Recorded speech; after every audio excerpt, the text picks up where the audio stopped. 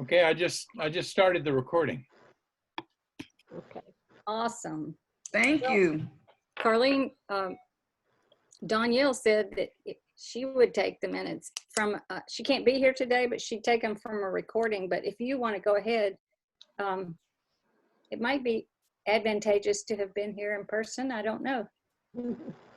And she took them last month. I'm happy to. Yeah, I'm happy that she's willing, because I would like to, alternate more. Yeah. Well, that'd be great. So Well, you'll let Danielle do it this time. Pardon? I said, let Danielle do it this time since she's absent, unless if she can Well, do she did it last month. record. Oh, she did? Yeah. She did it last time. I wasn't there last time. Oh. So will you take them, Carlene? Yes. Okay, thanks. Well, welcome everybody, and thanks for being here. This is a real unusual month because the second Monday of the month was like almost 2 weeks ago. So we had a steering committee meeting almost 2 weeks ago, and then the next night was the membership meeting. But it's great to meet again, and I really appreciate everybody being here. Let's go around and introduce ourselves. Just say your name and your community that you're part of, please. Ann, Gwen, will you? Yes. Am I still on? Yes. Ann Gwen, Christchurch Cathedral. Paulette Coleman, Lee Chapel AME Church. Carlene? Carlene Dowell, First Unitarian Universalist Church. Reverend Thompson? Friends of Friend Ministry. And President of NOAA? Yes. Nancy? Nancy Calloway, Nashville Unitarian Universalist Congregation. Pat? Actually, I'm Pat McDonald, and we're in conversation with Southminster. I'm still just an independent. Okay. Monica? I'm Monica Rainey with Clark Memorial United Methodist Church and a co-chair of this task force. Thankfully. Kay? Kay Bowers with Belmont United Methodist Church. Great. John and Natasha? Hi, and I'm Natasha. And this is John. We're with the Dean Foundation and also representing the Beloved Community Commission of the Episcopal Diocese of Tennessee. All right. Great. Wow. Great. Martha? Martha Carroll, Eastwood Christian Church. Jerry? Jerry Park, Belmont Methodist. Evan? Evan Young, a new resident of Nashville, interested in this subject matter. Is this your first meeting? I attended one other, Okay. but it's been a couple of months ago. Well, welcome back. Thank you. Go Cavaliers. Yeah. Grace? Grace? We'll come back to Grace. Brooks? I'm Brooks Smith. I'm with Christ Church Episcopal Cathedral. Steve? Hi, I'm Steve Vinnick. I'm with the Temple, but haven't been in a long time, so I'll say the No Young Adult Caucus instead. Regina? You're muted, Regina. Regina doesn't have a microphone on her. Oh, okay. Put in chat. She introduced herself in chat. Okay. Oh, that's right. Thank you, Regina. Grace? Grace Brady, I'm with Clark Memorial United Methodist Church. Andreas? Andreas Shinako, I'm with Open Table Nashville. Patricia? I love your voice. Pat Finney, Concerned Citizen. Okay. And let's see, I skipped Mike Hodge. Yeah, this is Mike Hodge. I'm the organizing director for NOAA, and I go to Edge Hill United Methodist. And I'm Susie Ries, co-chair with Monica. I'm a member of Christ Church Cathedral. Did you get Paulette? Yes, at the beginning. But Patricia Feeney is there. Yeah. Who? Patricia Feeney down at. I think she introduced herself. Yes, Oh, I okay. did. Okay. But thank you. Okay, we have secretary, and Natasha has agreed to be our timekeeper. Does anybody have corrections to the minutes? Susie, is anybody new that was introduced? I don't think so. Okay. Okay. Do I hear a motion that we approve our minutes? So move. Is there a second? I'll second. All in favor, raise your hand, please. Opposed? Okay, the minutes are approved. Oh, and here's Shirley. Shirley, we just introduced ourselves. Would you say your name and where you're from, please?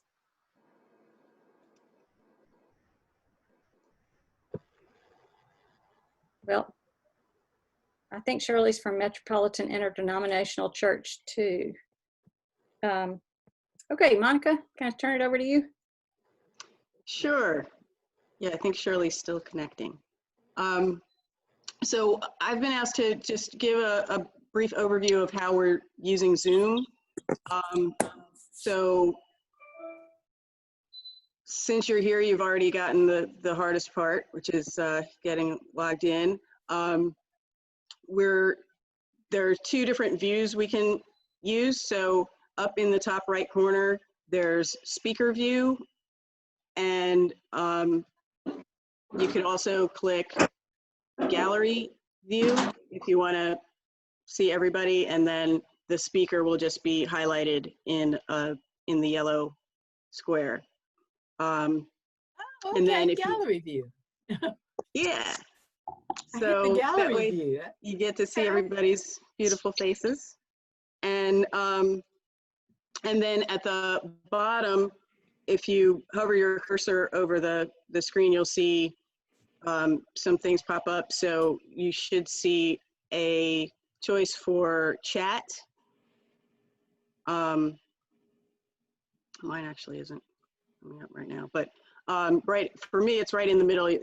There's a kind of bubble and it says chat. So you want to click that, and then you'll see a bar come up or a window come up for the chat, and then you can read what people are posting. And if you want to make a comment or have a question, you would type it in the very bottom. And then if you see in the very bottom, it says to, and then the default is everyone. So if you have a question that you want everyone to see, you just type it in like that. But you can click there's a little arrow next to everyone, and you can select a specific person you want to communicate with if you only want your message to go to one person. Okay. And so you type your message and just hit enter to send it. Are there any questions about that, or? Can I just add something? Yes, please do, Nancy. Just a reminder that if you want to preserve the chat for later, you can click the 3 arrows on the bottom right of the chat box, and it'll just automatically save it to your desktop, your documents in a folder that's named Zoom. Like if there are links in the chat and you don't want to quickly preserve them, you can just save the chat at the end. Mm-hmm. Thank you, Monica, and especially about how you send a chat, because I type chats, I don't know how to send them. It's hit return. Yes. Okay. Right. Or enter. All right. Thanks. I wanted to report on our quarterly visit with the mayor. So every 3 months, NOAA asks for and meets with the mayor. And by the way, this was one of the requests we made when, during the mayoral election, we asked each of the candidates, if you're elected, will you meet with us quarterly? And of course, they had to say yes, and they did. And so May 29th was our quarterly visit. And with regard to affordable housing, we asked the mayor about housing the homeless, our well, if you're looking at the agenda, you can see these points are listed. Our priorities, which are the same as SUN's priorities. And those What does SUN stand for? Oh, I'm sorry. It stands for Stand Up Nashville. Okay. And when I say we had their priorities, I mean for the CARES Act funding from the federal government that was allocated to Nashville because of the coronavirus. We also asked him how his 10-year plan was coming, because when he was running for mayor, he agreed to one of the things that NOAA has been pushing for a long time, and that is to create a 10-year strategic plan for affordable housing. And then we talked more about the CARES Act funding, but his response was that the federal government was helping to house the homeless in Nashville. He said also that a lot of people from out of Davidson County had moved into Nashville during the coronavirus. And it was hard to get a quantity. He's very concerned about how to do rental assistance fairly. And several times he asked for help from us about how to reach the right people and not subsidize landlords. He said he needed that kind of concrete, practical information. And he said he was very concerned about evictions, and that they were investigating the city's rights to help prevent evictions through health issues. Let's see. Oh, he also was very hesitant to make any specific quantifiable agreements about allocating CARES Act funds, because he said the state had to make their decisions first about what to do with the CARES Act fund. And he said the city of Nashville got 121, he rounded it up to 122 million from the federal government. He said the state got $5 billion in CARES Act money from the federal government, and that because Nashville had 25% of the coronavirus cases in the state, he was very hopeful that the state would allocate a generous portion of that $5 billion. And he said he did not want to commit to allocations before he heard from the state, because the state had said that if he committed to allocations, then the state would not fund that. So that was a large part of our conversation with him. So Susie, just to clarify, the 122, that's Nashville's. We could get some of the $5 billion in addition to that. Correct. Okay. Yeah.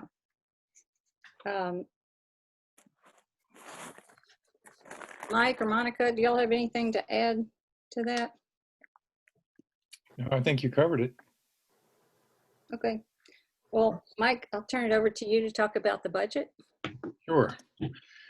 Well, by the way, Natasha, if you're keeping time, if you'd let me know, I've got 13 minutes for this. Let me know when I've done 11. That way I know to wrap it up. In the agenda that was sent out, there was a link to the letter to the mayor and council that came from the Affordable Housing Task Force. But I wanted to just show you briefly sort of how we got to that point. Let's see if I can share my screen here. All right, can everybody see that? Yep. Yeah. I just wanted to step through kind of the work that NOAA did on the Metro budget. So from December of last year to February, we were a part of some moral budget discussions with labor unions, with Stand Up Nashville and other people, and trying to figure out, so what would we think a moral budget would be? What does NOAA want out of this budget? What does SEIU want out of this budget? So we could sort of coordinate. We weren't trying to do exactly the same thing, but we wanted to make sure that we weren't played off against one another. And some contacts were made with Metro Council members to start talking about some of those issues. Then from February to March, NOAA and the Moral Budget Group organized speakers at 4 community budget meetings that were being held around town. You might remember this. Councilmember Bob Mendez and Councilmember Quincy Toombs were holding these about Nashville's budget crisis, trying to help people understand the situation that we found ourselves in. And then on April the 28th, Mayor Cooper delivered his budget proposal to the Metro Council. And as I think all of you probably remember, the mayor puts a budget together, presents it to the Metro Council, and then they can try to change it or introduce an alternate to it. And the mayor had a $1 property tax increase, but it was a very, very bare bones budget, partly because of the crisis we'd been in and partly because of the COVID shutdown, the way all of our sales tax money dropped out. So we were in a real budget crisis. And his budget cut any discretionary spending in half, but it kept the Barnes Fund at $10 million, the Barnes Fund for Affordable Housing. Although you've got to remember that we got $5 million cut from last year. So that's a part of the way we're thinking about this too. On May the 1st, Susie, Monica, and myself met with Bob Mendez, the head of the Metro Council's Budget and Finance Committee, just to see where he was with all this. Was he really going to introduce an alternate budget? What would that look like? Was the Barnes Fund going to be in there? We just had to pick his brain.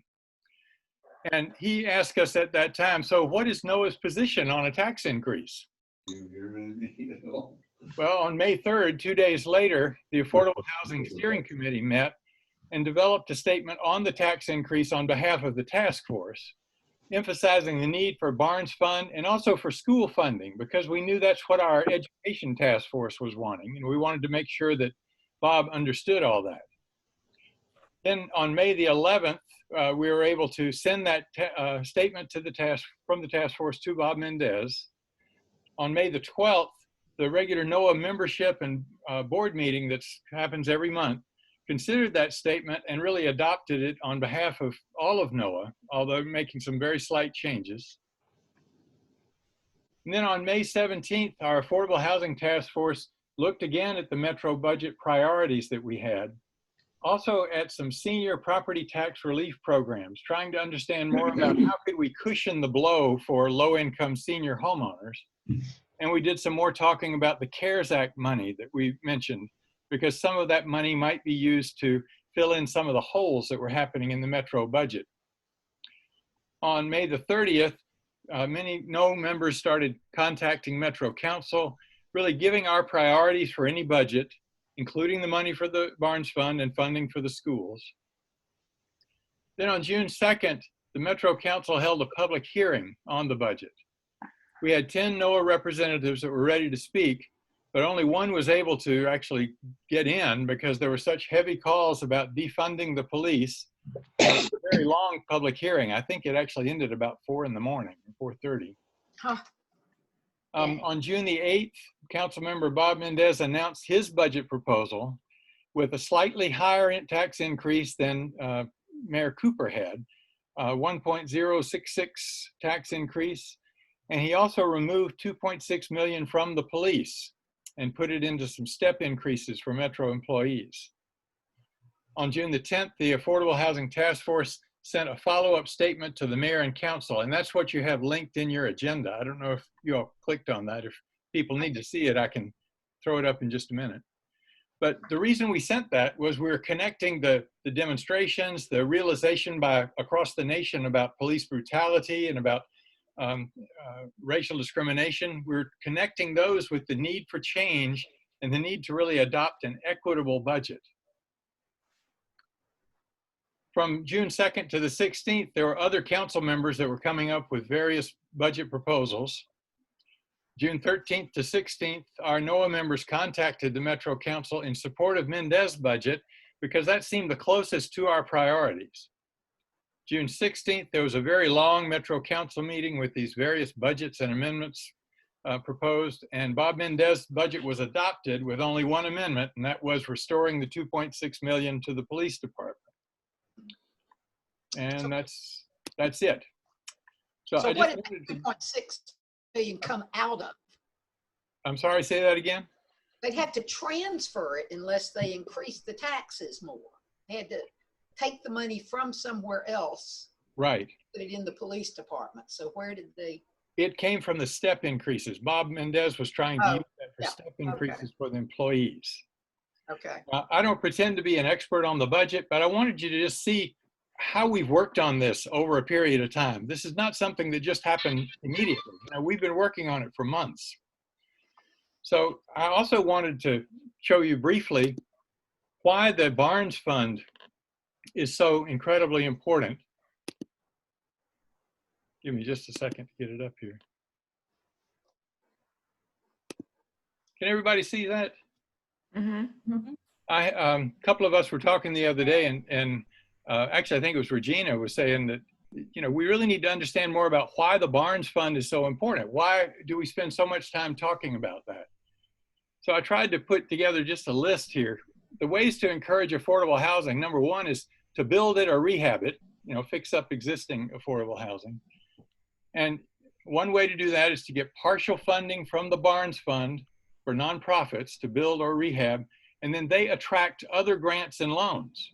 It's not totally funded by the Barnes Fund. It's kind of leverage, it's seed money. And as of June 2019, the Barnes Fund invested about $37.4 million in affordable housing, but that brought in $183 million in private sector investment. So you get about a 5-to-1 return on Metro's investment. And right now, Metro allocates money every year to the Barnes Fund. That started with Mayor Barry, and part of the reason that she was doing that was because we were pushing for it over and over and over.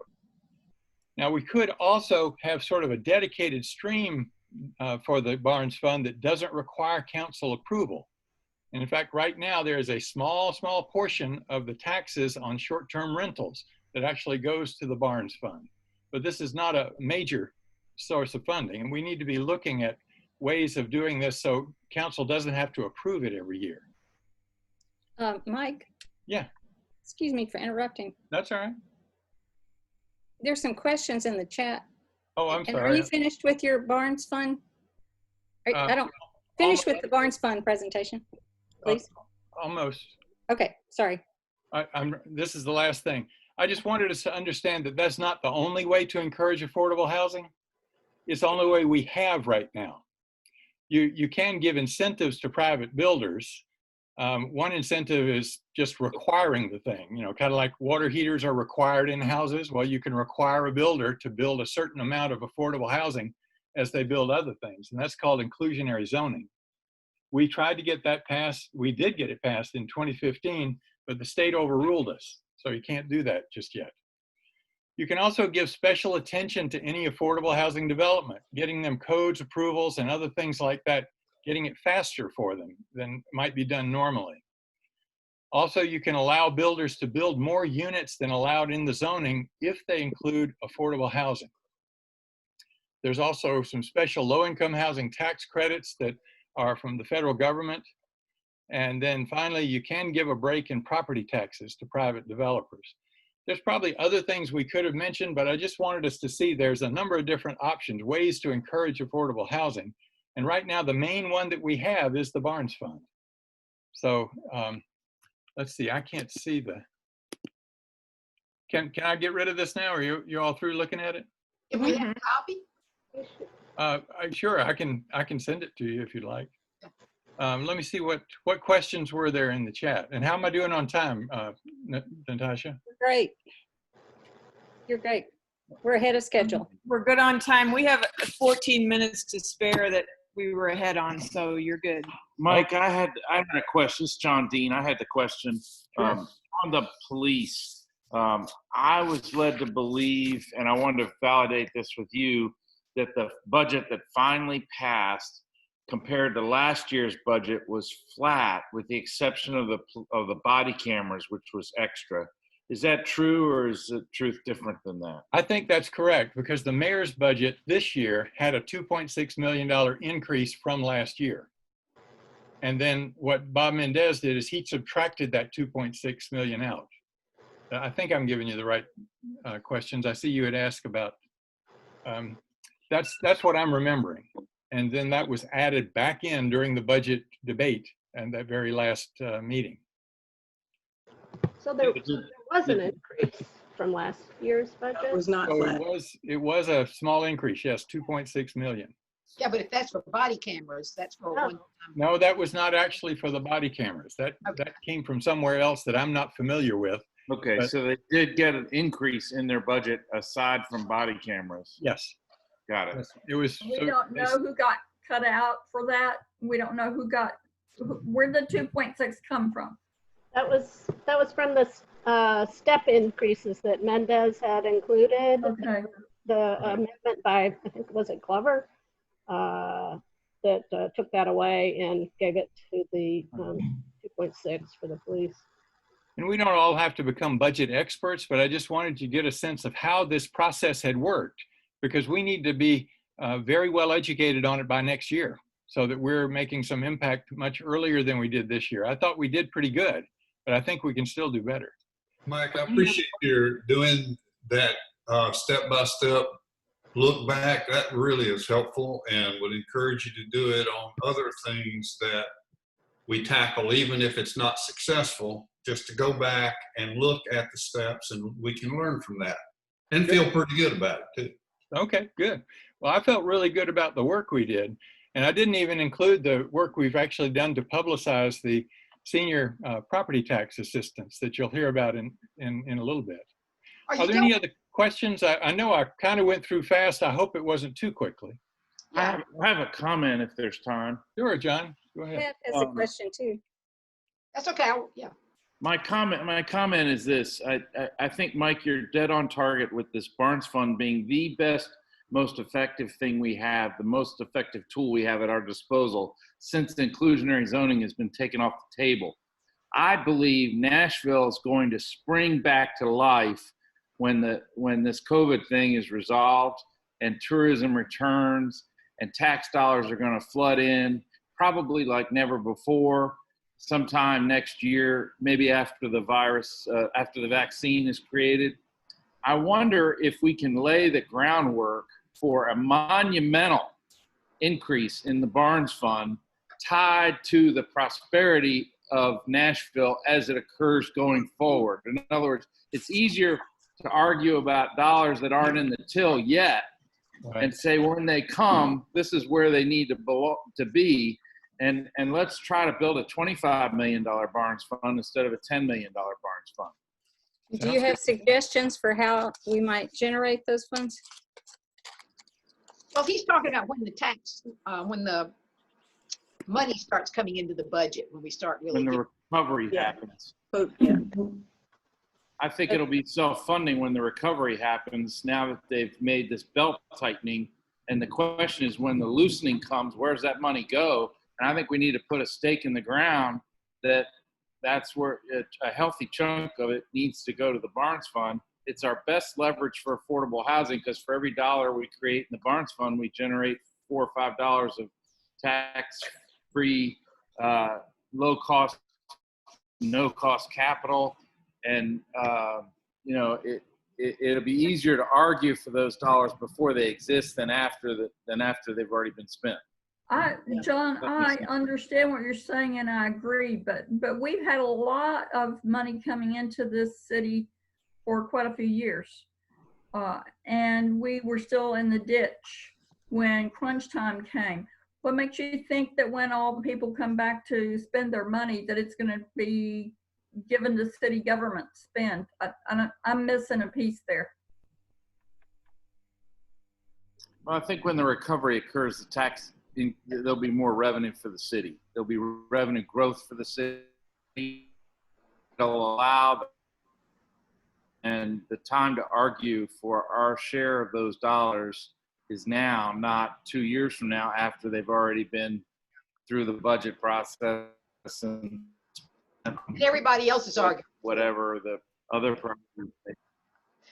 I think we can anticipate a recovery here, and there's going to be money associated with it that's going to appear in the coffers as a result.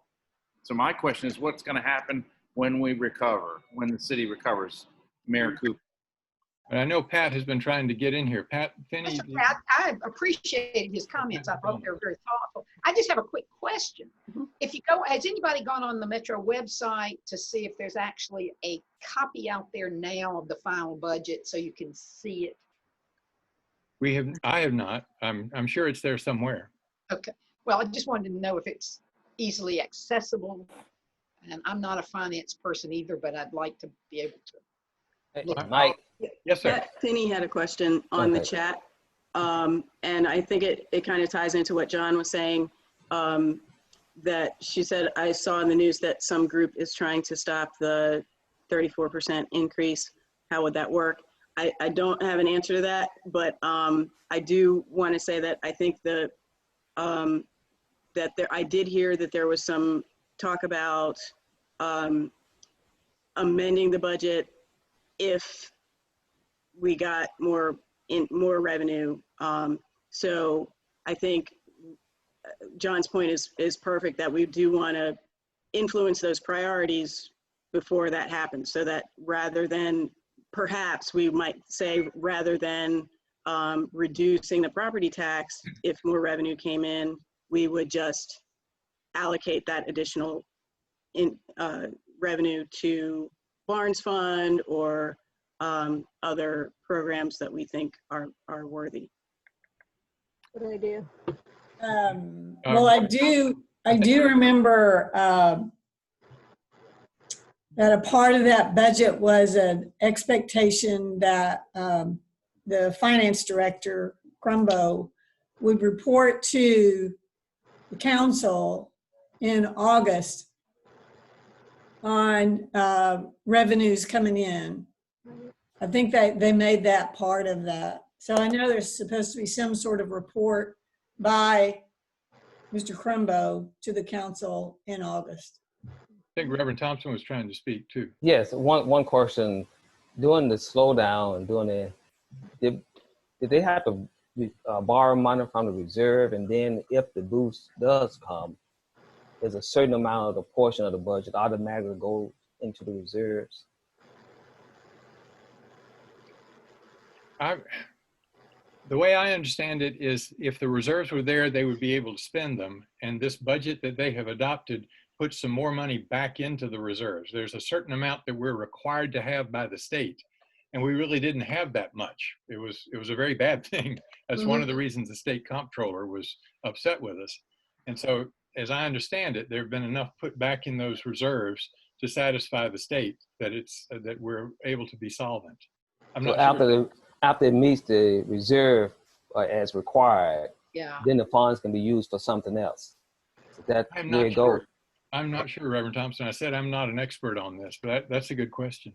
I also see that Steve Vinnick put in the chat the final version of the Mendez budget. He was able to get a link to that. Yeah, thank you.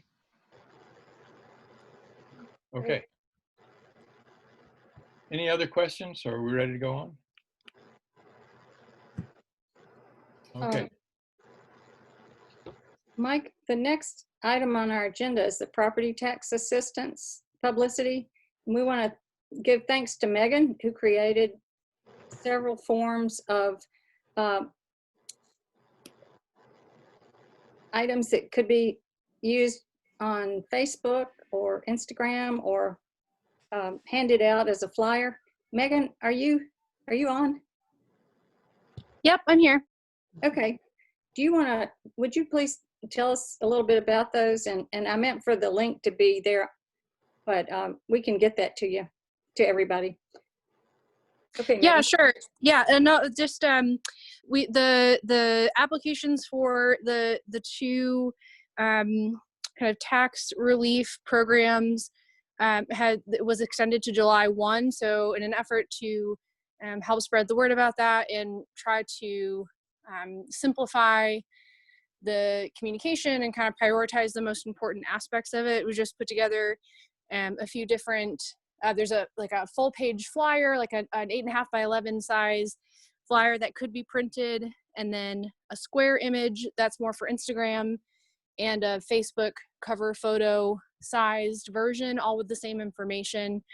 It has the kind of the description of the two programs. So One being the tax freeze, where folks who are eligible, their tax rate can be frozen at its current rate, even as rates may go up in the future. And then the other one there's just another, I should have the flyer right up in front of me to just read it directly. Megan, I can share it. Do you want me to do that? Oh, sure. Yeah. Sure.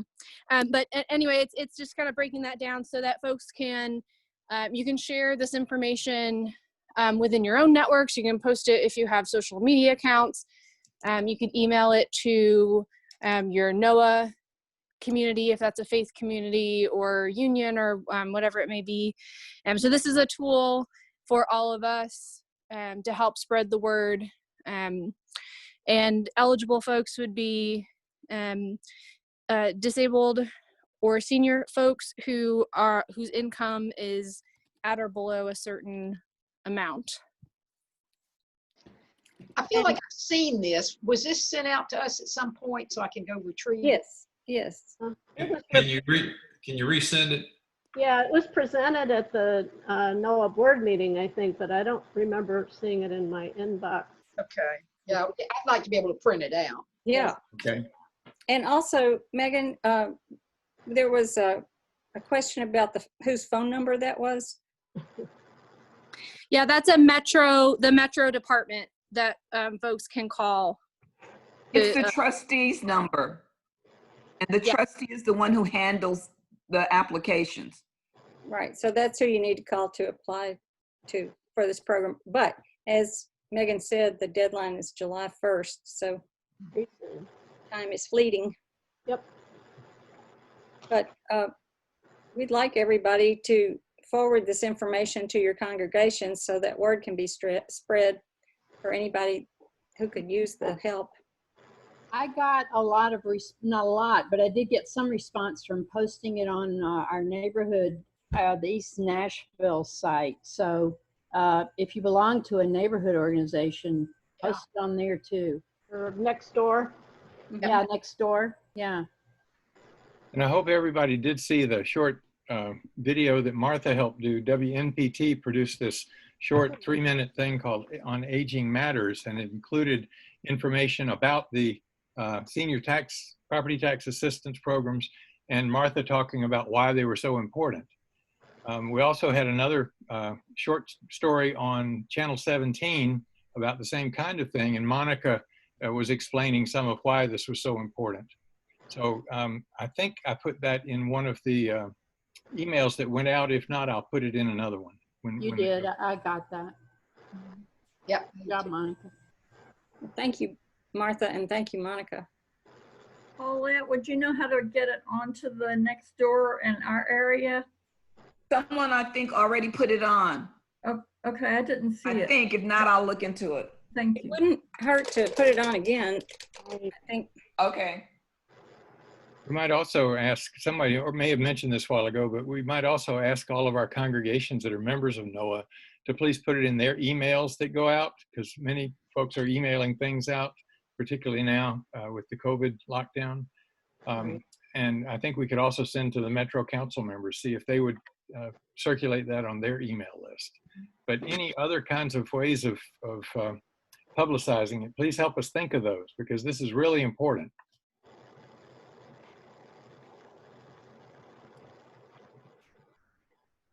All right.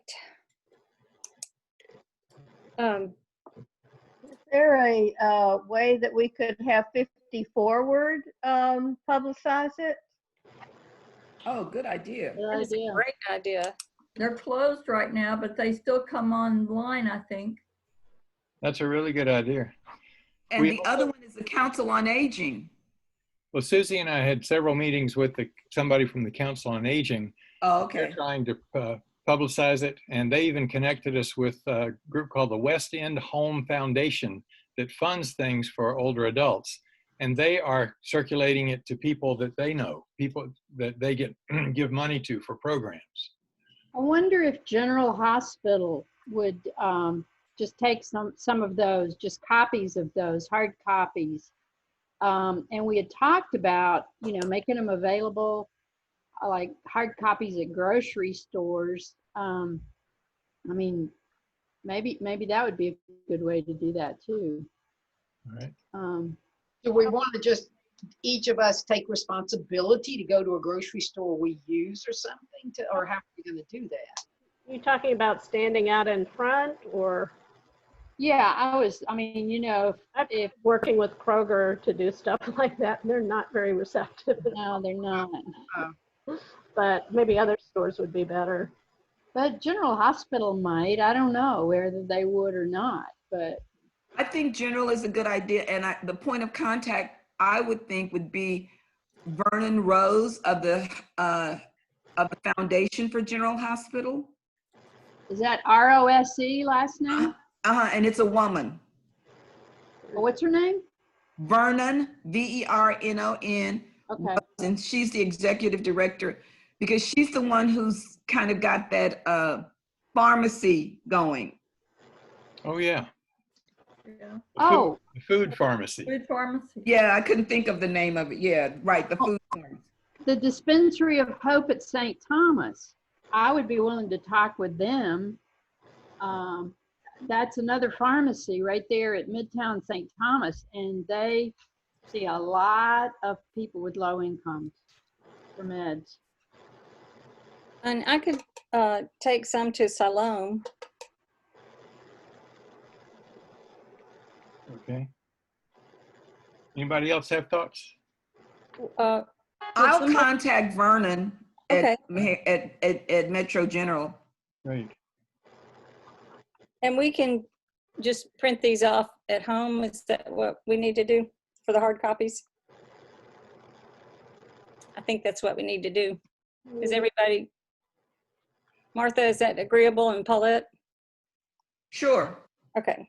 If you need help with that, I can run some off at the NOAA office. I would just need to find a way to connect with you to get. I think if I contact Vernon, she would be able to do that, but you know, if not. That's true. We could just send the link. What about schools? Is there any, are they still doing the free meals for school kids out in the community? Yeah. So I don't mind contacting somebody if I know who's coordinating that. I guess I could,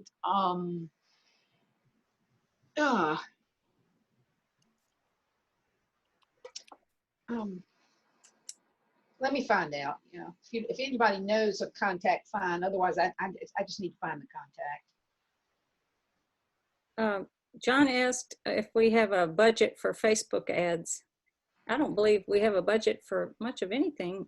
Well, NOAA does have a publicity budget that we can use some of the money from it. We don't have things broken out by a task force or anything, but I think we can certainly do some Facebook ads. I mean, that idea came from Steve Venick, but it's a powerful idea because those things get, you boost those things and they get a lot of people seeing them, and you can confine it to Davidson County. Okay. Very targeted. Yeah, thanks, Steve. That's a great idea. You can even confine it to people over 65. I guess you wouldn't want to do that though, because. And you miss the disabled people. Yeah. Yeah. Scratch that. Scratch that. Yeah. Well, that's great. Mike, is that something that you could Sure. do? I can do that. I'd like to talk to Meagan about the ad thing too. There are one or two tiny changes I wanted to talk to her about, but I can do that. Okay, great. That'd be great. Should we all wait then until tiny changes are made? I was just going to add the, Metro trustee name on there, so it was clear this is not. I was worried people would think it's some kind of scam. Yeah. If we're going to put Metro trustee, and I even Okay. thought about. Well, Meagan and Mike, I'm sorry. after those changes are made, Meagan, would you send that to Paulette and Martha and me? Yes, for sure. Yeah, welcome the feedback. That's really helpful. Thank you. Yeah, I think we all want. Yeah, I think it needs. Nancy said send them to everybody, please. Yeah, so we can share them with our I congregation. also thought about putting a NOAA emblem on it, at least in the corner, so there was some, what group is it that's publicizing this? Sometimes people want to know that. Yeah. Okay, so Mike, will you send those to everybody? Yes. Okay, after the changes are made. Great. I'm sorry, I stepped out. I got a call I had to take, but I will do Dispensary of Hope. Is somebody doing the General Hospital Vernon Rose or? I am. Paulette is. Okay, great. Thank you. And I'll do Siloam and St. Luke's and Nashville Food Project. St. Luke's Community Center. Can I ask a question, or is there any time? There's time.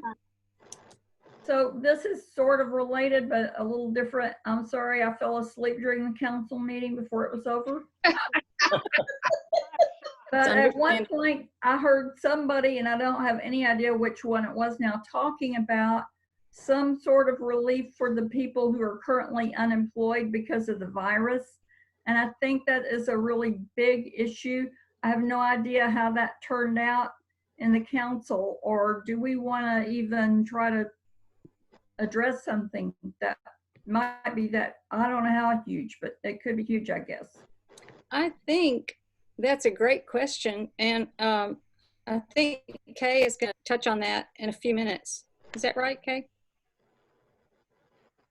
Yeah, there were no decisions made around that. There's discussion, but there have been no concrete decisions made around that and how that would work. Well, I don't know how big it is, but I do know that a lot of the negative feedback I have heard in the community is about that topic, that apparently a lot of people are unemployed and they don't know how they're going to manage from week to week, much less with what for some might be a pretty sizable tax increase. And I understand that, but I don't know how we go about helping with that situation.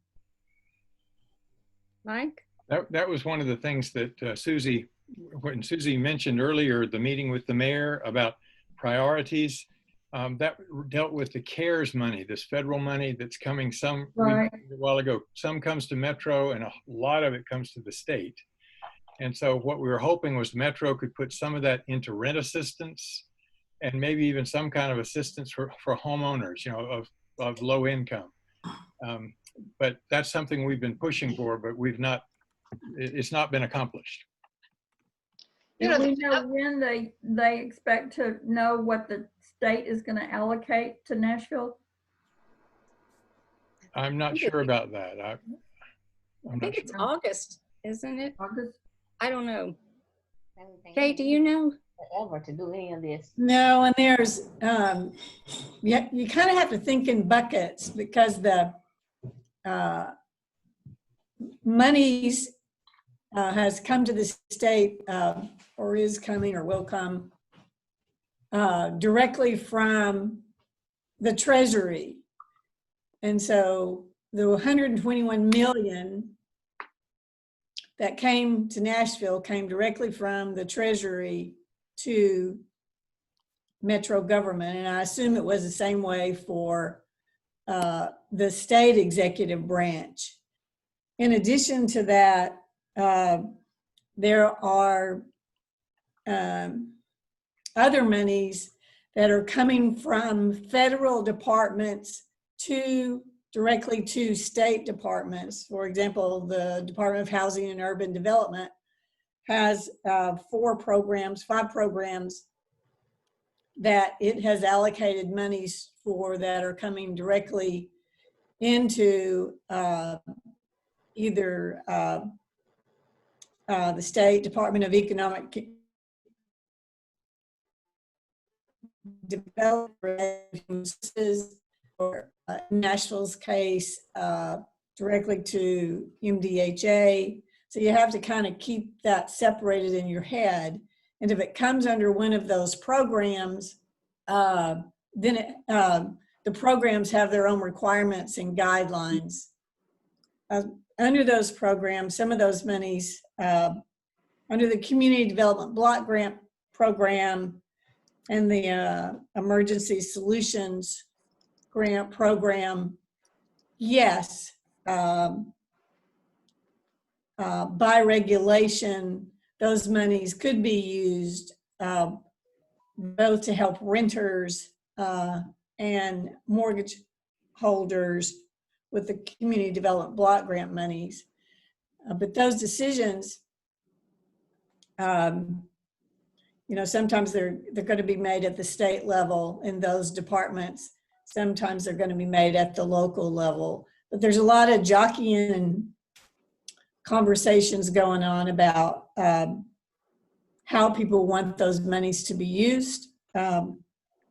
With the monies that are coming directly from HUD to MDHA, MDHA modified their consolidated plan, and it says in their amendment that one of the things that they want those monies to be used for is rental assistance and mortgage payment assistance.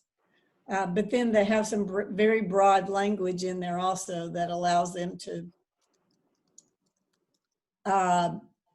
under homeless services, it could go to Second Harvest, to help feed people. So it's quite broad right now. The language is quite broad. I think it was written that way intentionally to give people flexibility, to direct it and how the leaders direct it and how they feel it should be directed. But that just shows the need for good data and making sure when you speak, you have some data to present to people. And that data collection piece is important. And I know I was in a conversation last week with a lady from HUD who's been directed to provide technical assistance to Davidson County government leaders on the best use of those funds, and make sure they're used wisely in a way that really could go towards longer-term housing homelessness prevention. And she stressed the importance of having good data to make those decisions. And what she stressed was, I think she made this statement. She said, "Kay, do we have the infrastructure to deploy this in a thoughtful, strategic way and administer it well?" No, we don't. We're going to be building this airplane as we fly it. Well, that leaves you with a little bit of concern, but it was good directly from her, but it's also good to know that she is her directive from this federal department is to work to ensure those monies are deployed, first of all, under the requirements of the act, and second of all, in a way that really invests long-term in housing solutions. So we'll see what happens. Okay. In the chat box, Steve Vinnick said the problem is that by the time the state and Metro figure this out, people are already going to be evicted. He said, Yes. we need to put pressure on both the state and Metro to move quickly. Yes. One of the, we asked, some of us asked also within a local group of nonprofit providers and some government colleagues. One of the asks, Steve, of the Legal Aid Society of Middle Tennessee, is to give us data on evictions. What, in the courts, it's public records. It's at a certain point, it gets to the public record point. And that's a missing piece of data. Nobody's collecting that. But if we had that, and we're collecting that over time, and we give it to our colleagues and friends like you all, then we could be saying to them, like at the national level, they're worried about the eviction. They use the phrase eviction tsunami, but we don't have any data, good data to back that up. Wasn't there Moratorium. Moratorium until, I've forgotten what the date is. Well, the state moratorium ended the end of May and so courts are already taking cases, although per CDC guidelines, only so many people can go in per day for the hearings. For some properties that have either federal loan guarantees or federal affordable housing program grants in them monies, there is a federal moratorium on those properties until July 25th. And so nothing can happen. No notices from landlords are supposed to go out until after that July 25th deadline. But what we also know is, and concluded, is that there's a strong need for education of landlords and education of judges, because they don't understand it either. But under the terms of that moratorium, the federal moratorium that's still in effect for those homes that have these federal guarantees or federal money in them, if a landlord files before he files with the court, he's supposed to submit 10 days prior to that a document. Oh, this goes back to the state. They were supposed to file a document that says this property has no federal dollars in it or federal loan guarantees. That's supposed to be filed with the court. And we, right now, are concerned that may not happen, or that it's not for the ones that, because it's hard to find the information. So they may not even know the property manager is going to file it, or a lawyer for the property manager is going to file it. They may not know themselves whether it comes under that law. I don't know if there's any of the groups out there that are tracking this or interested in tracking the evictions. I was thinking like Tennessee Justice Center. It would be good if there was a group that took that on. Well, we made that. I actually made that ask to the housing attorney for the Legal Aid Society of Middle Tennessee, because they work with a lot of interns, people in law school. And she said she thought they could take on that project. Okay. I have something just interesting to add as far as state laws that I'm aware of. I know that there's something. This is a law we wouldn't support, but it may be used to our advantage. Is that they're putting together a statewide list of people who've been evicted that presumably that landlords can refer to disqualify somebody from. Oh, I mean, that list may exist somewhere that could be valuable data for a more positive use. But just as sort of a side note. Mm-hmm. So we know that money's coming in national, over $10 million is going to be available for under the program Emergency Solutions Grant Program. That's a significant amount of money. And that's one that will allow rental assistance. It used to be for up to 24 months, but now they've waived that. So to help people maybe get on their feet, give them a little time to get on their feet. So that's a good thing. And then the state got notice recently that their amount of funding coming in under that program, and part of that money could possibly come to Nashville. It's to be distributed across the state. And so they just learned they got another 22 million. So there's quite a bit of money out there. Where did that come from, Kay? It came through Department of Housing and Urban Development. And that program is administered by the State Housing Finance Agency.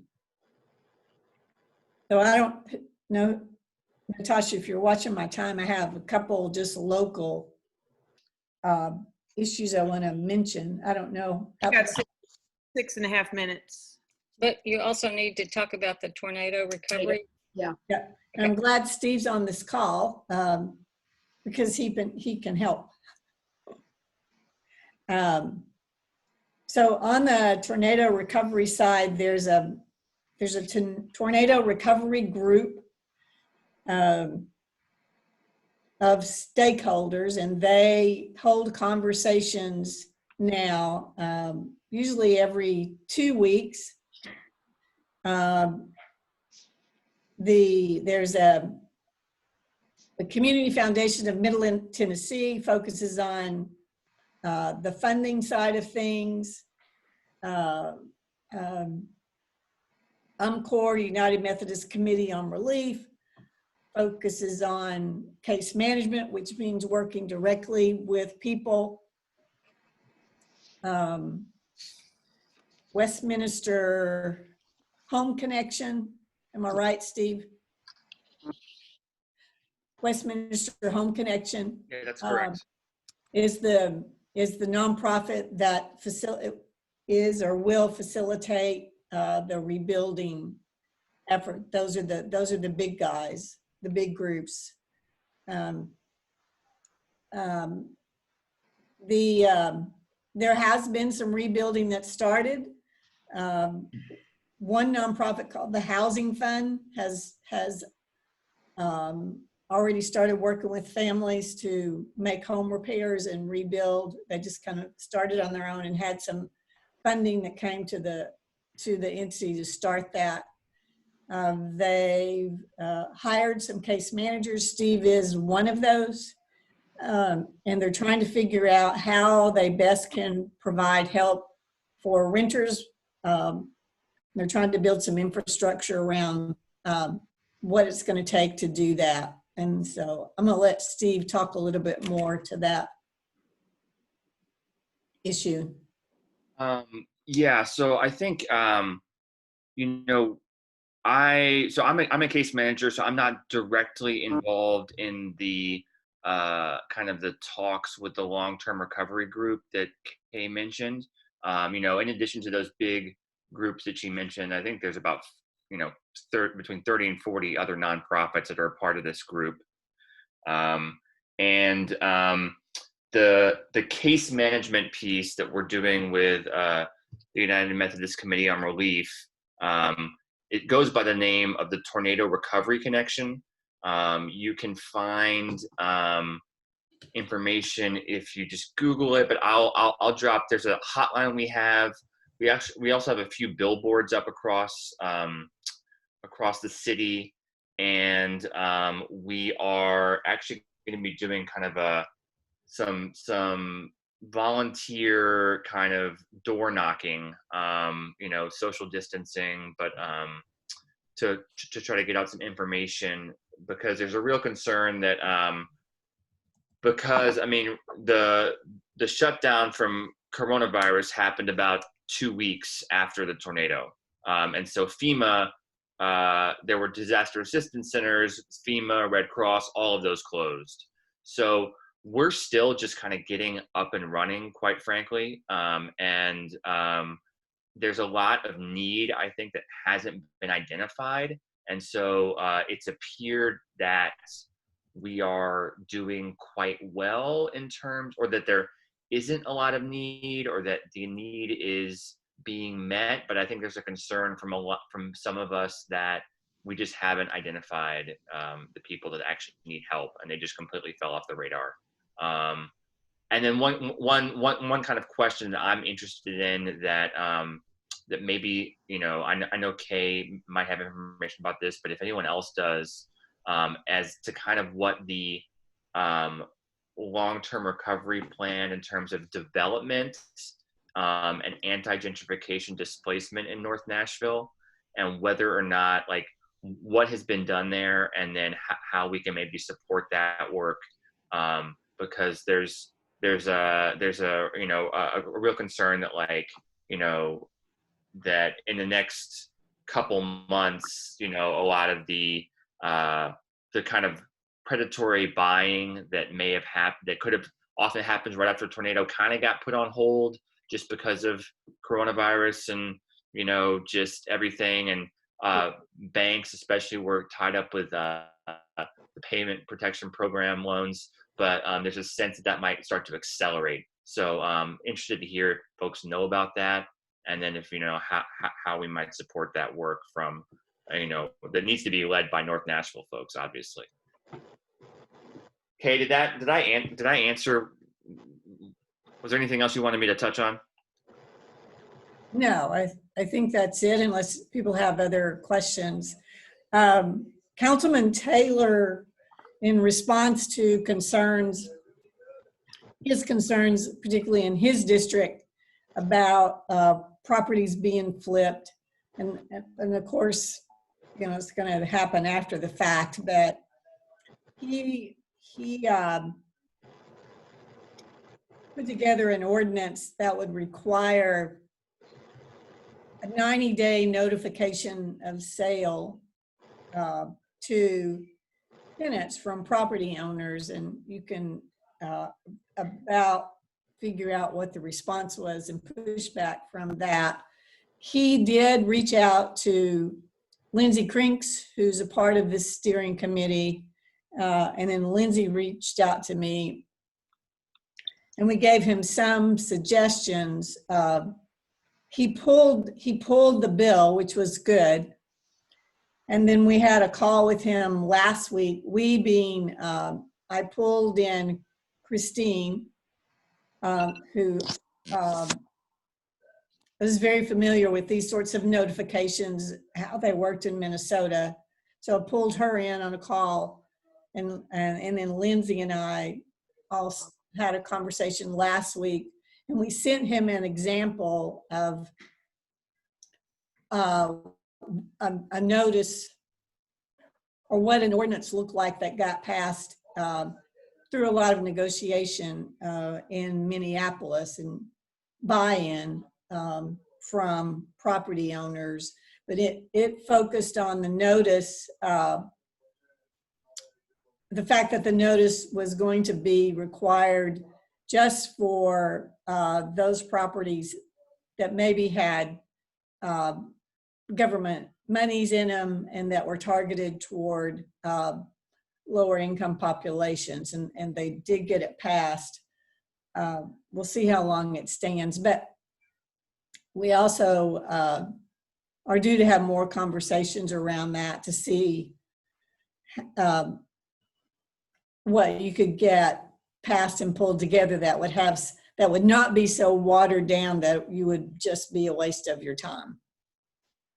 So we have that going on with Councilman Taylor, who reached out to us for suggestions.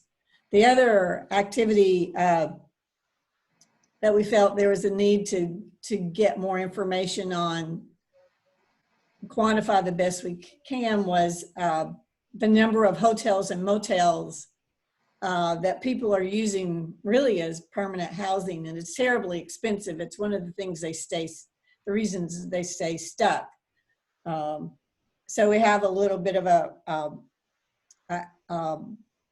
effort going on around that, and I have a list of about 22. I think that's what my list is as of today, from people that have sent in. These are nonprofits that work with clients who have sent in just the names of hotels and motels around the city that are providing housing for people, you know, by the week, by the month. We're trying to get that gathered. We're about 3 minutes over, just so everybody knows. Keep an eye on the chat for the time. I just wrote that I think this is a really important topic for us to go over on. So is there anything else, Kay? That's all I have. Okay. Thank you so much. Mm. I'm a little confused about who's doing what. And I hope that when I read the minutes, that'll be clarified. But Kate and Steve, if you all know of anything that you think we can do to help facilitate the process, will you let us know? Yes, we will. And in those minutes, if they'll be sent to me in a Word format, I'll just cover that section and make edits and modifications. Steve can do the same thing. That's great. And you know, I don't think there's any reason why Noah couldn't decide to be a part of the long-term recovery group and at least participate in those bi-weekly calls. So that might be something. Yes, Mike? I just wanted to suggest that we have Noah members in that area. So maybe we ought to be talking with the people at New Covenant, at St. John's, at Lee Chapel. I mean, I know we have Paulette's from Lee Chapel, but I just think it would be good for us to connect with somebody that's more on the ground. Yeah, I've heard that Dr. Cummings is actually, I mean, she's apparently really leading this effort. So I think we should definitely check in with her. Thank you. And that recovery group has, they don't have a leader.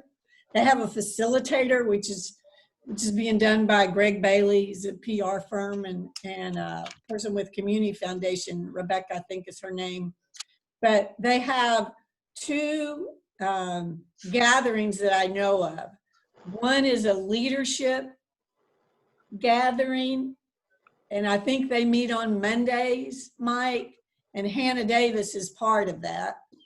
And then the other gathering is for the larger group, everybody whoever's is working in the space. Sometimes Dr. Cummings is in that meeting, but most of the time not. She's probably in the other smaller meeting. So you don't get, I don't think, sometimes the best exact information in that larger group. If we had maybe the leadership meeting that happens with Hannah Davis, and Dr. Cummings, I know, is very active in that. Maybe that would be a better way to get good information. Okay. Thank you. Davis? There's a question in the chat box from Pat McDonald that said, how is the tornado area zoned? Does anybody? I know something about much of the area. I don't think it's the entire area, but a lot of it is zoned single family and duplex. Okay. All right. Thank you. We'll look at the last segment of our agenda now, which is NOAA's website.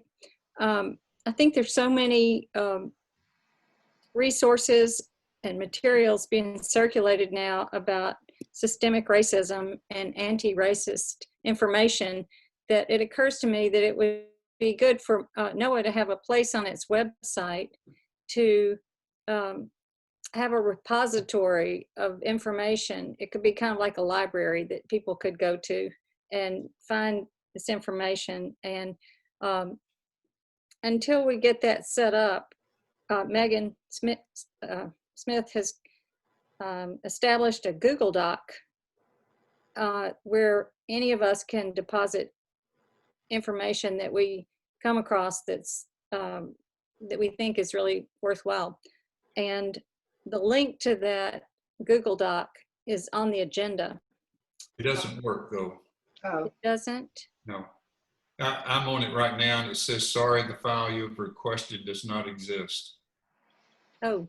I think, yeah, Susie, I think I put that in the folder that's the steering committee, so I can move it over to a folder that's for the full task force. Oh, great. That's not a problem. I can take care of that. Okay. Thanks for letting me know. Yeah, thanks, Jerry. Yeah. And we were gonna watch a 6-minute video that was a great example of some of the material that's being circulated. I don't know that we have time to, Mike, where are you, Mike? We got 4 minutes and 40 seconds in this segment. Depends on what you want to do. We'd have to extend it a little bit. And Well, I would encourage everybody to watch this video. It is about the history of how America became so segregated and the government, the federal government's influence and role in this. It's presented kind of like, I mean, this sounds flippant, but it's presented kind of like a game show, and it's real easy to watch and understand. But I think we won't show that in the interest of time and staying on time and respecting your time. But I encourage you to go to that link that's on the agenda and watch it. It's called The Disturbing History of the Suburbs. So, do we watch it at the end of the meeting for those that can stay? that's fine with me. Is that okay with you, Mike? Can you show that as the host? Sure, I can show that. Okay. And I Mark, like to say that I echo what Susie said. It's very cleverly done and light and yet full of facts that I had forgotten, and really good to just affirm how it's been intentional what we've done as a country. yeah. If you're familiar with the book, The Color of Law by Richard Rothstein, it's also, the subtitle is The Forgotten History of How the Federal Government Segregated America. And this is like a really condensed version of that book. But also, once we just establish this repository, I'm going to put a 17-minute video by Richard Rothstein about the story of The Color of Law. Okay, so I'm going to conclude my part now and open it for announcements. And I see that Martha Carroll has an announcement. The Poor People's Campaign is having a virtual march this weekend. You can see it today at 5 p.m. It's online at june2020.org. Tons of good information, Dr. Barber and many other speakers. Affordable housing is one topic among many. It's worth your time. And Meagan announced that the Google Doc repository for anti-racism resources should be accessible to everyone now. You said it was at june2020.org? That's what Martha told us. Thanks, Martha.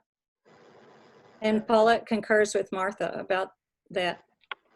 And I do too. You just go to the website, June2020. June2020.org. If you're having a hard time, just go to Poor People's Campaign, but it's just an easy handle, June2020.org. Anybody else have an announcement? I do.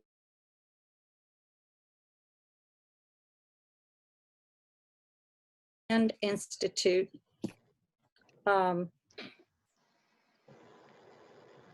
Its mission is to provide leadership in the responsible use of land and in creating and sustaining thriving communities worldwide through bringing leaders together, facilitating collaboration, exploring interdisciplinary land use and development issues, serving as a trusted advisor, sharing knowledge and best practices, and creating a global network with local impact.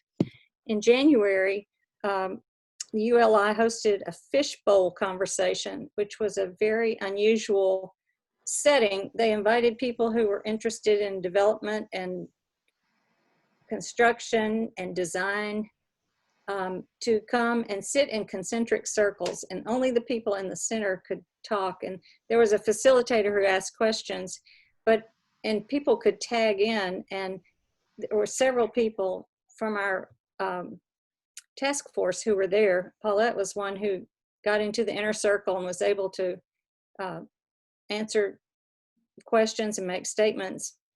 But there's a follow-up to this fishbowl conversation now. They're going to have face-to-face conversations that hopefully will segue into action. And the topic of these conversations is race, discrimination, and design and planning. So the ULI facilitator contacted me and asked me if I would partner with them and represent NOAA's Affordable Housing Task Force They just told me walk by with Cyril. in this process. So that's what I'm doing. I just wanted to let y'all know that. Let's see, John and Natasha have an announcement. The Dean Foundation is holding a civic salon on Thursday, June 9th at 5:30, featuring Matea Powell, Executive Director of Civic Tennessee, a not-for-profit focused on voter engagement. Please email John at deanfoundation.com for Zoom instructions. June 9th or July 9th? July. July 9th. July 9th. Sorry about that. It says July. July. It says July. July 9th. Pat Finney said, what time did the June2020.com start today? Or is that 5 o'clock? Yeah. Okay. Okay. The publicity says 6, but that's Eastern time, so. Okay. 5. Thank you. Okay. Mike? Great, great. Well, let's have a quick evaluation. Evaluations can actually be quite fun using Zoom, because instead of running around and calling on everybody, I just want you to put one word in the chat, or a hyphenated word if you need, that describes your feeling as you're leaving this meeting. Take just a minute and put one word in the chat. Possibilities, encouraged, motivated, helpful, informed, urgency, encourage, enthused. All right, informed, urgency, confused, exhilarated, helpful. All right. Who said urgency? I know Steve did, and also Nancy Kolowick. Y'all want to say something about that real brief? I guess it just seems like so many things we talked about today are things we need to be doing like yesterday. ASAP. So. All right. A sense of urgency is a really good thing. We need to move. Steve, you want to say anything about that? Yeah, just that, the rent mortgage relief for the CARES money just seems like something we really need to push on, because otherwise, it's just going to take government, months to figure it out. Okay. And Susie, you're confused. Say a little more about that. Well, I think I've already said about it. I'll be happy to read the minutes when they come out, because it seems like there are different groups that are working on the same thing, and there's not parts of things that are not being done that need to happen. And okay. So. All right. And I see Grace Brady said full, and she capitalized it. So yes. They're very. And the second thing in our evaluation is just performance. How did we do? Did we start on time? Yes. Yep, we started on time. Are we ending on time? Yep. I can take extra time, right? Because no. Okay, how did the meeting flow? I mean, if you were going to change, no, let's start with the positive things. What's one really good thing about this meeting? Type it in the chat. One really good thing about this meeting. It could be the high point of it. It could be just something you hadn't thought of before. But what's one really good thing about the meeting? Full of useful information, lots of participation, efficient exchange, well-organized and pertinent agenda, lots of info. Our tasks are clearer, harder, but clearer. Tons of info. Mike's summary of our efforts in the Metro budgeting process. Having a timekeeper. It was informative, lots of info. Anything else? Feel like we're getting back into the swing after all the changes associated with COVID. That's right. Lots of well-informed people. Well, if you were going to change one thing about the meeting, put that in the chat. Just one thing you might change.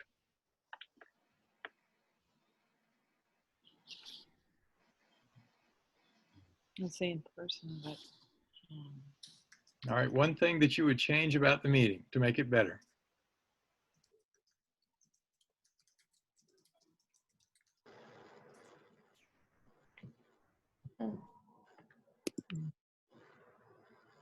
More summaries of actions in print.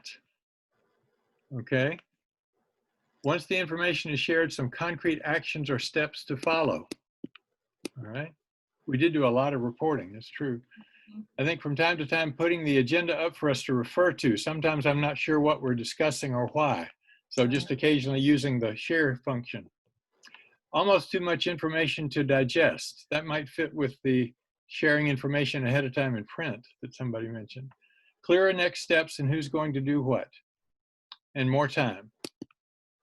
All right, anything else? I heard an Hey, Mike, it's John. I just want to put out there for the group that we have built a beautiful meeting room that's appropriately sized for a group like this in Granville, about an hour east of the airport. So when people are comfortable to begin to be in each other's presence, I wanted to offer that we would be delighted to demonstrate hospitality to this group in our beautiful meeting room on the lake here on Cordell Hall when the time is right. That's great. Thank you. Yeah, thank you, John. I've heard that advertised on NPR. There you go. Okay, thanks very much. All right, in terms of the third thing in our evaluations is always tension, because we want some tension so we act differently afterwards than we did before. Where was any tension in this meeting?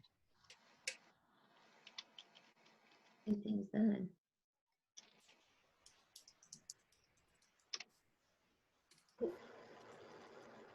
Too much to do, Pat says. I don't know if that was a response to my question about tension or not. Yeah, it was. Next step's not totally clear. So there was some tension about clarity and about just the breadth of what we were looking at. Is that right? And what to do next. Yeah. And what to do next. Okay. Well, the fourth thing in a evaluation is political learning. And the thing I was thinking about with political learning is how do you turn a report into an action? We had a lot of reports today, right? There are some valuable reports, a lot of valuable information. But one of the things I know in the Gamaliel network that they suggest is that you go ahead and do the reports by print, print them out very short and send it out to everybody. So you, in your meeting, you can really focus on planning and action. What are we going to do about this? That's sort of what several of you said at the very end. We did a great job of informing everybody, but now it's time to figure out what we're doing, and the meeting's over. So I think the challenge, the political learning, is that all the reports in the world won't get us somewhere. We have to take action. And so that's something that we can move towards in our meetings. That's very helpful. If I could just make a comment, it seems almost as if after a meeting, we need to have a follow-up with this meeting conversation to analyze the information that was presented and then put it into what might be actionable items then to be given to the group to discuss. It's almost like you need a follow-up meeting after some kind of meeting like this, unless you just change the format of the meeting to begin with a little bit. Maybe our steering committee can take a look at that and see is there some way to bring those two kind of things together. But I do think the focus on action, we had a discussion about this in our monthly meeting, actually. We wanted to make some clear statements about things, but we don't want it just to be a statement. We want there to be action that NOAA is taking, not just hearing reports or not just making statements. So do we have someone to close us out?